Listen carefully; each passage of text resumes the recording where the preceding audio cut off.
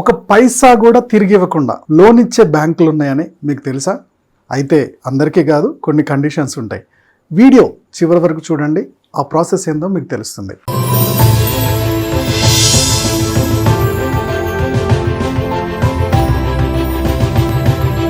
Hello friends, welcome to money మంత్ర. నేను మీ రామకృష్ణ. మనం రోజు ఫైనాన్స్కి సంబంధించి, డైరెక్ట్ సెల్లింగ్ సంబంధించి, మోటివేషన్కి సంబంధించి చాలా టాపిక్స్ మాట్లాడుకుంటాం కదా. ఈరోజు ఒక ఇంట్రెస్టింగ్ టాపిక్ తోటి ముందుకెళ్దాం. ఫస్ట్ టైం కనుక మీరు మన ఛానల్కి వస్తే సబ్స్క్రైబ్ చేయడం మర్చిపోకండి.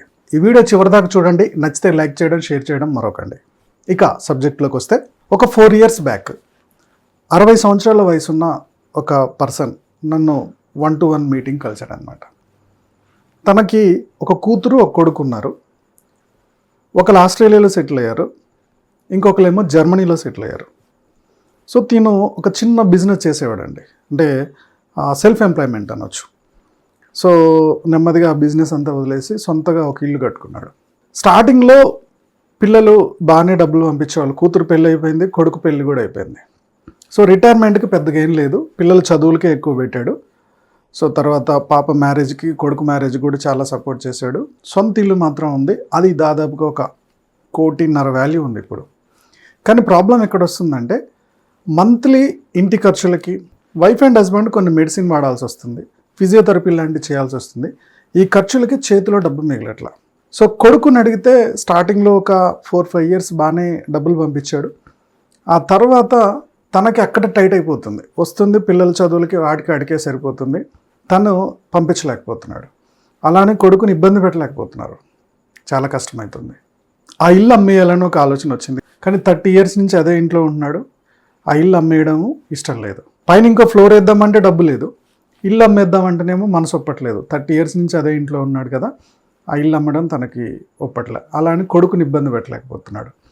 ఏం చేయాలి? కొడుకుని అడిగాడు, ఇలా ఇల్లు అమ్మేస్తానంటే, అమ్మేసుకున్నానా, అవి వచ్చిన డబ్బుల్ని నువ్వు ఫిక్స్డ్ డిపాజిట్ చేసుకో, నీ ఖర్చు నువ్వు ఎలా పిచ్చుకుంటే చాలే నాన్న అని చెప్పి కొడుకు చెప్పాడు. కొడుకు ఏమి అబ్జెక్షన్ పెట్టట్లా. ఇప్పుడు తను ఏం చేయాలి?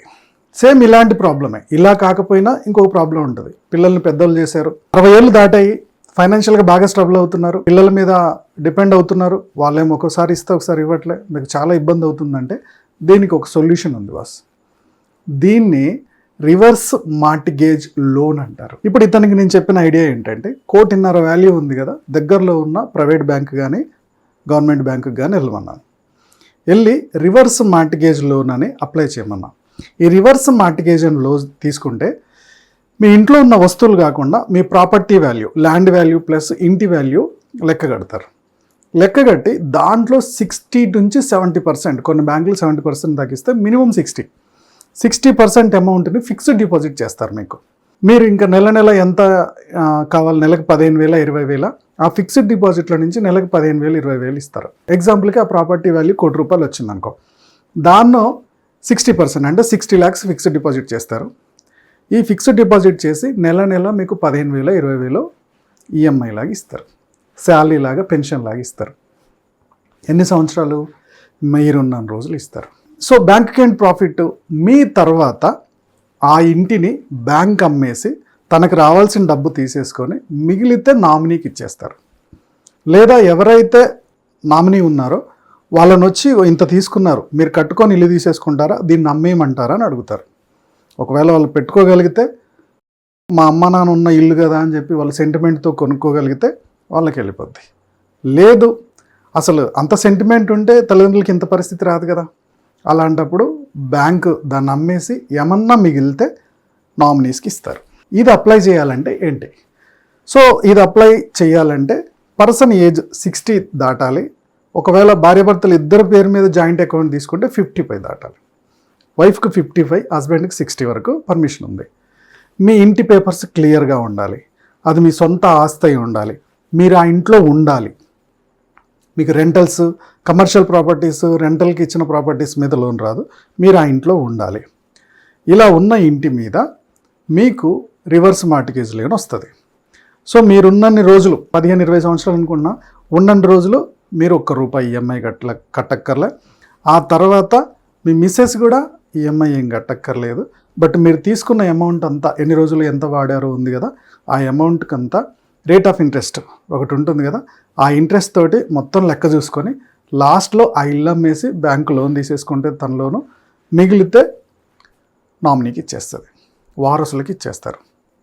ఓకే, ఇది రివర్స్ మార్ట్గేజ్ లోన్.